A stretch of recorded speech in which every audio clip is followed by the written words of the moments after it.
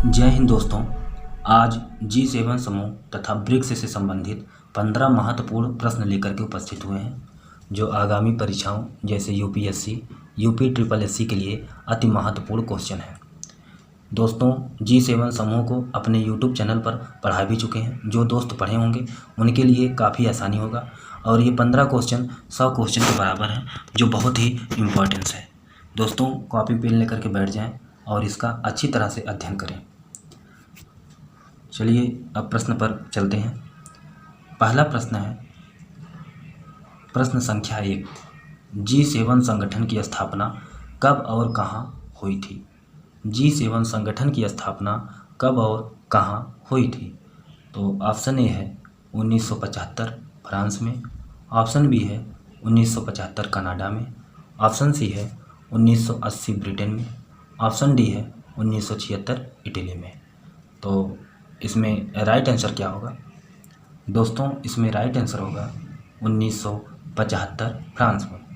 दोस्तों, G7 की स्थापना 1975 ईस्वी में फ्रांस में की गई थी। तो दोस्तों, अब चलते हैं अगले प्रश्न पर। प्रश्न संख्या 2, G7 समूह स्थापना के समय कितने देश शामिल थे? G7 समूह में स्थापना के समय कितने देश शामिल थे? Option A 8, option B 9, option C 6, option D 7। इसमें राइट आंसर क्या होगा? कमेंट करके बताएं। इसमें राइट आंसर होगा ऑप्शन सी। दोस्तों, 1975 ईस्वी में G7 की स्थापना की गई और G7 की स्थापना के समय इसमें 6 देश शामिल थे। वो 6 देश कौन कौन से थे? Number 1 France, number 2 Germany, number 3 Italy, number 4 Japan, number 5 Britain, number 6 America शामिल थे। दोस्तों, 1976 ईस्वी में कनाडा को जोड़ लिया गया। इसके बाद यह G7 के नाम से जाना जाने लगा। इसके बाद 1998 ईस्वी में रूस भी इसमें जुड़ गया। इसके बाद यह G8 के नाम से जाना जाने लगा। तो दोस्तों, चलते हैं अगले प्रश्न पर। एक बार सभी क्वेश्चन का रिवीजन कर लेंगे और सभी पॉइंट पर डिस्कस करते चलेंगे। अगला प्रश्न है प्रश्न संख्या 3, निम्नलिखित कथनों पर विचार कीजिए। निम्नलिखित कथनों पर विचार कीजिए। नंबर 1, G7 संगठन की अध्यक्षता फ्रांस द्वारा किया जाता है। नंबर 2, G7 शिखर सम्मेलन जिस देश में आयोजित किया जाता है उसके राष्ट्राध्यक्ष प्रधानमंत्री द्वारा अध्यक्षता की जाती है। दोस्तों, इसमें राइट आंसर क्या होगा? दोस्तों, हमने बताया था कि G7 समूह जिस देश में आयोजित किया जाता है उसी देश के राष्ट्राध्यक्ष अथवा प्रधानमंत्री द्वारा अध्यक्षता की जाती है। यह शिखर सम्मेलन प्रत्येक वर्ष आयोजित किया जाता है। अब चलते हैं अगले प्रश्न पर। अगला प्रश्न है प्रश्न संख्या 4, G7 समूह में कनाडा कब शामिल हुआ? G7 समूह में कनाडा कब शामिल हुआ? Option A 1985, option B 1990, option C 1976, option D 1998। इसमें राइट आंसर क्या होगा? ऑप्शन सी 1976 में। दोस्तों, कनाडा को 1976 में शामिल किया गया है। इसके बाद यह G7 समूह के नाम से विख्यात हुआ। स्थापना के समय इसमें 6 देश थे। 6 देश कौन कौन से थे? France, Germany, Italy, Japan, Britain, America शामिल थे। इसके बाद 1976 में कनाडा जुड़ गया तो यह G7 समूह के नाम से जाना जाने लगा। तो इसमें कनाडा कब शामिल किया गया? 1976 ईस्वी में। इसके बाद फिर यह किस समूह के नाम से जाना जाने लगा? G7 समूह के नाम से जाना जाने लगा। अब चलते हैं अगले प्रश्न पर। अगला प्रश्न है प्रश्न संख्या 5, G8 में रूस कब शामिल हुआ? G8 में रूस कब शामिल हुआ? Option A 1998, option B 1995, option C 2014, option D 1993। इसमें राइट आंसर क्या होगा? Option A. दोस्तों, रूस को G7 समूह में 1998 ईस्वी में शामिल कर लिया गया। इसके बाद यह G8 के नाम से विख्यात हुआ। किस नाम से विख्यात हुआ? G8 के नाम से। तो रूस को कब शामिल किया गया? 1998 ईस्वी में। इसके बाद यह संगठन किस नाम से विख्यात हुआ?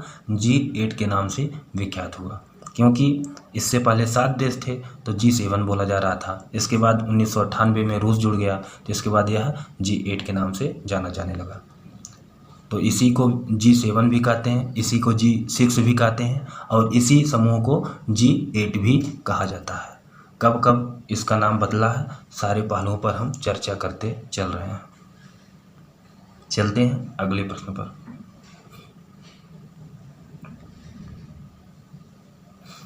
अगला प्रश्न है, रूस को G7 से कब और क्यों बाहर कर दिया गया? बहुत ही इम्पोर्टेंट क्वेश्चन है। रूस को G7 से कब और क्यों बाहर कर दिया गया? कई परीक्षाओं में यह क्वेश्चन पूछा जा चुका है। ऑप्शन ए, 2014 में यूक्रेन से क्रीमिया हड़प लेने के कारण। ऑप्शन बी, 2013 में यूक्रेन से क्रीमिया हड़प लेने के कारण। ऑप्शन सी, 2015 में यूक्रेन से कीव हड़प लेने के कारण। ऑप्शन डी, 2012 में यूक्रेन पर आक्रमण करने के कारण। जो दोस्त हमारे वीडियो को देखे होंगे वो तो तुरंत कर देंगे। तो इसमें राइट आंसर क्या होगा? ऑप्शन ए, 2014 में यूक्रेन से क्रीमिया हड़प लेने के कारण।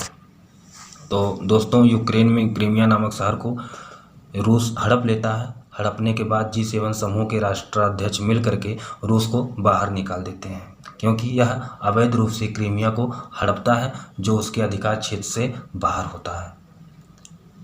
तो दोस्त, ये काफ़ी इम्पोर्टेंस है कि रूस को G7 समूह से कब बाहर किया गया? तो 2014 में बाहर किया गया। क्यों बाहर किया गया? क्योंकि यह यूक्रेन से क्रीमिया हड़प लिया था, और क्रीमिया को हड़पने के कारण G7 समूह के राष्ट्राध्यक्षों ने मीटिंग की। मीटिंग के बाद इस देश को बाहर कर दिया गया।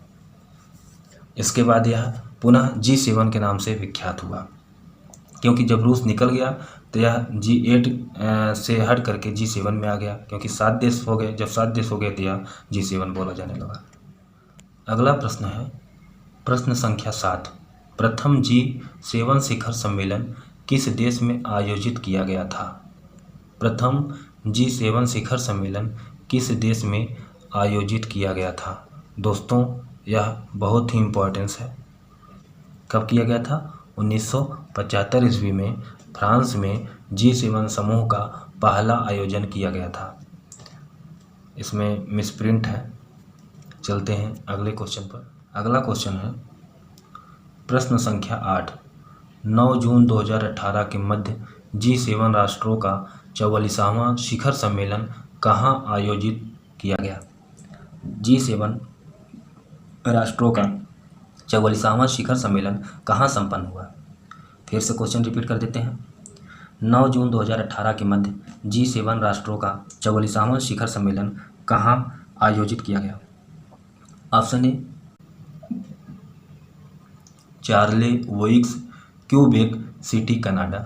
Option B, Ise Shima Japan. Option C, Taormina Italy. Option D, Brussels Belgium. तो इसमें राइट आंसर क्या होगा? दोस्तों, 9 जून 2018 के मध्य G7 राष्ट्रों का 44वां शिखर सम्मेलन कनाडा के क्यूबेक सिटी में आयोजित किया गया था। तो इसमें राइट आंसर क्या होगा? ऑप्शन ए। अगला क्वेश्चन है, प्रश्न संख्या 9। 24 से 26 अगस्त 2019 के मध्य 45वां G7 शिखर सम्मेलन कहाँ आयोजित किया गया तथा इसकी अध्यक्षता किसने की? 24 से 26 अगस्त 2019 के मध्य 45वां G7 शिखर सम्मेलन कहाँ आयोजित किया गया तथा इसकी अध्यक्षता किसने की?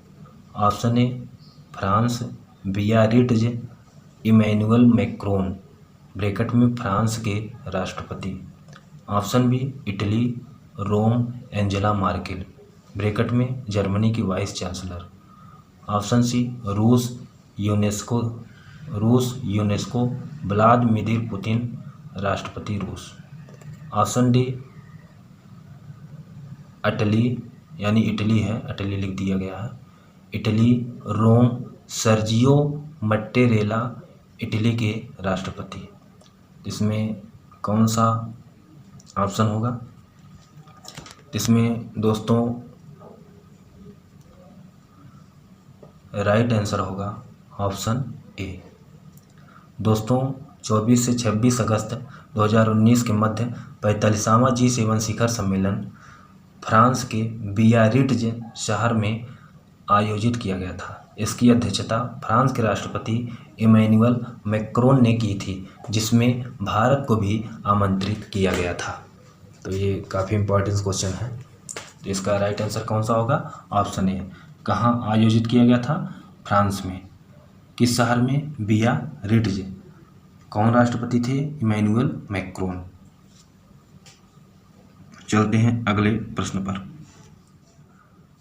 अगला प्रश्न है प्रश्न संख्या 10।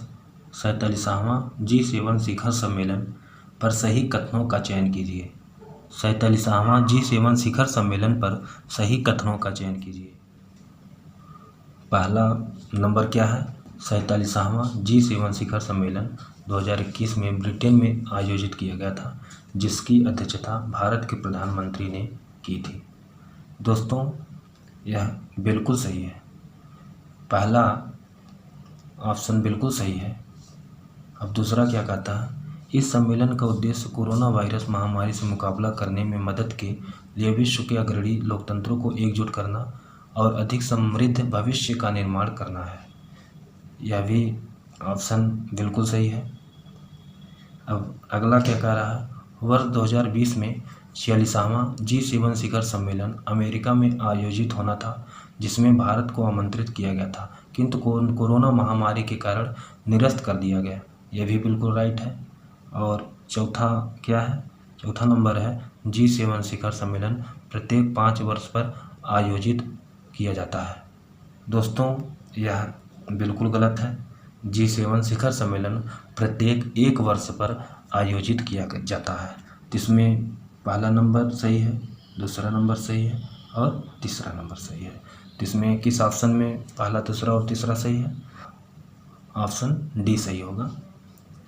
इसमें 4 भी शामिल था, 4 गलत है और ऑप्शन डी सही है, क्योंकि G7 शिखर सम्मेलन का आयोजन प्रत्येक 1 वर्ष पर किया जाता है, ना कि 5 वर्ष पर किया जाता है।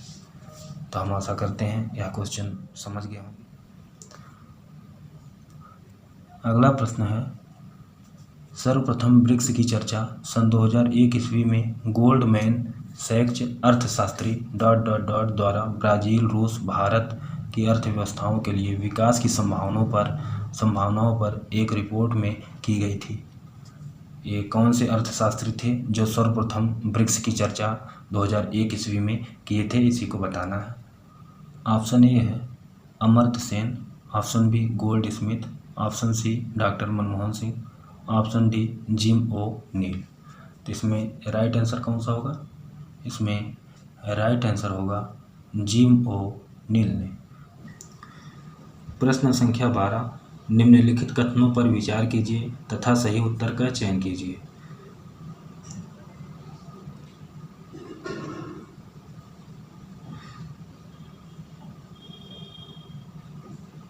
पहला कथन, पहला ब्रिक्स शिखर सम्मेलन सन 2009 ईस्वी में रूस के यekaterinburg में आयोजित किया गया, जिसमें वैश्विक वित्तीय व्यवस्था में सुधार जैसे मुद्दों पर चर्चा हुई।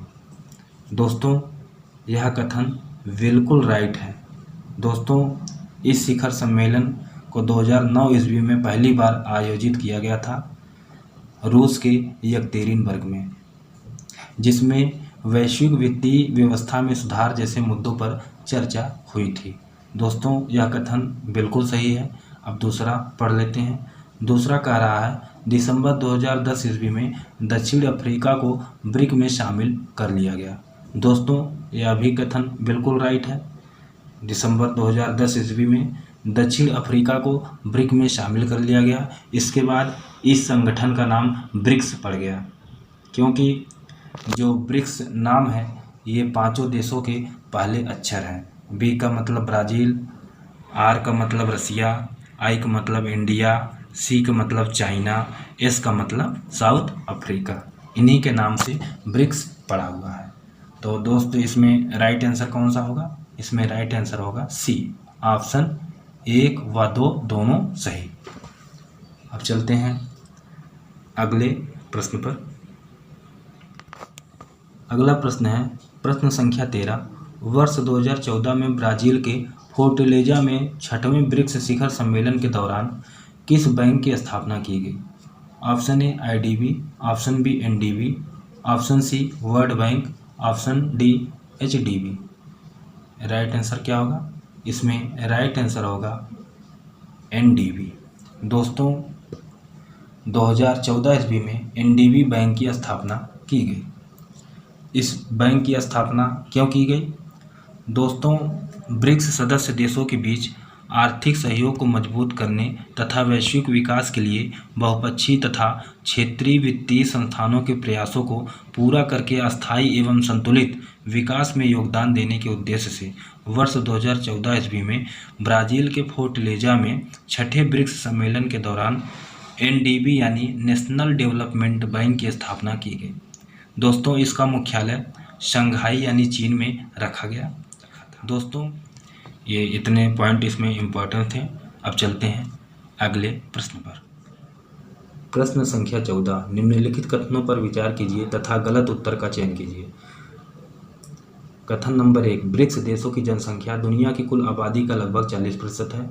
कथन नंबर 2, ब्रिक्स देशों का वैश्विक सकल घरेलू उत्पाद में हिस्सा लगभग 30% है। कथन नंबर 3, ब्रिक्स शिखर सम्मेलन प्रत्येक 5 वर्ष पर आयोजित किया जाता है। तो इसमें राइट आंसर कौन सा होगा? इसमें दोस्तों पहले कथन की बात करें तो पहला कथन बिल्कुल सत्य है। ब्रिक्स देशों की जनसंख्या दुनिया के आबादी का लगभग 40% भागीदारी करती है। दूसरे कथन की बात करें तो दूसरा कथन कह रहा है कि ब्रिक्स देशों का वैश्विक सकल घरेलू उत्पाद में हिस्सा लगभग 30% है। यह भी बिल्कुल राइट है। दोस्तों ब्रिक्स देशों का जो जीडीपी है यानी ग्रॉस डोमेस्टिक प्रोडक्ट, यह दुनिया के कुल जीडीपी का लगभग 30% हिस्सेदारी देती है। इसके बाद तीसरे कथन की बात करें, तीसरा कथन कह रहा ब्रिक्स शिखर सम्मेलन प्रत्येक 5 वर्ष पर आयोजित किया जाता है। दोस्तों यह कथन बिल्कुल गलत है। इसमें गलत कथन कौन सा है? 3 नंबर है। क्यों गलत है? क्योंकि ब्रिक्स शिखर सम्मेलन प्रत्येक 1 वर्ष पे आयोजित किया जाता है, ना कि 5 वर्ष पर। तो इसमें राइट आंसर कौन सा हो जाएगा? इसमें राइट आंसर हो जाएगा ऑप्शन सी, क्योंकि इसमें गलत कथन छांटना था। तो गलत कथन इसमें कौन सा है? 3 नंबर। चलते हैं अगले प्रश्न पर। अगला प्रश्न है प्रश्न संख्या 15। 12वां ब्रिक्स शिखर सम्मेलन जिसका विषय वैश्विक स्थिरता, साझा सुरक्षा और नवाचारी वृद्धि था, कहाँ आयोजित किया गया? Option A Brazil, option B Bharat, option C चीन, ऑप्शन डी रूस। इसमें राइट आंसर कौन सा होगा दोस्तों? इसमें राइट आंसर होगा ऑप्शन डी। दोस्तों 12वां ब्रिक्स शिखर सम्मेलन जिसका विषय वैश्विक स्थिरता, साझा सुरक्षा और नवाचारी वृद्धि था, यह रूस में आयोजित किया गया। दोस्तों अब तक जितने ब्रिक्स शिखर सम्मेलन संपन्न हुए, एक बार इनका रिवीजन कर लेते हैं, काफ़ी इम्पोर्टेंस है। तो आइए एक बार रिवीजन इनका कर लें। पहला ब्रिक्स शिखर सम्मेलन 16 जून 2009 को रूस के यekaterinburg में संपन्न हुआ। दूसरा ब्रिक्स शिखर सम्मेलन 16 अप्रैल 2010 को ब्राज़ील के ब्रासिलिया में संपन्न हुआ। इसके बाद फिर जो है तीसरा ब्रिक्स शिखर सम्मेलन चीन में सान्या नामक शहर में संपन्न हुआ। चौथा ब्रिक्स शिखर सम्मेलन 29 मार्च 2012 को भारत के नई दिल्ली में संपन्न हुआ, जिसमें भारत ने एनडीबी बैंक की स्थापना की बात की। इसके बाद फिर जो है पाँचवा ब्रिक्स शिखर सम्मेलन 26 से 27 मार्च 2013 को दक्षिण अफ्रीका डरबन नामक शहर में संपन्न हुआ। इसके बाद फिर छठवां ब्रिक्स शिखर सम्मेलन 16 से 14 जुलाई 2014 को ब्राज़ील के फोर्टलेजा में संपन्न हुआ और छठवें ब्रिक्स शिखर सम्मेलन में ही एनडीबी बैंक की स्थापना की गई। इसके बाद फिर सातवां ब्रिक्स शिखर सम्मेलन 8 से 9 जुलाई 2015 को संपन्न हुआ। कहाँ संपन्न हुआ? रूस के उफा नामक शहर में। कौन सा? 8वां ब्रिक्स शिखर सम्मेलन 15 से 16 जुलाई 2016 को भारत में संपन्न हुआ। कहाँ संपन्न हुआ? गोवा में।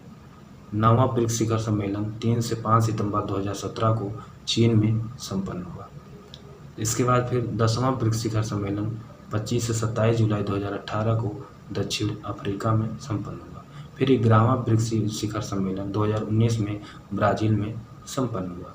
इसके बाद 12वां शिखर सम्मेलन 2020 में रूस में संपन्न हुआ। इसके बाद फिर 13वां ब्रिक्स शिखर सम्मेलन कहाँ संपन्न हुआ? भारत के नई दिल्ली में संपन्न हुआ। तो दोस्तों, ब्रिक्स शिखर सम्मेलन के जितने आयोजन किए गए हैं सब कंप्लीट हो गए।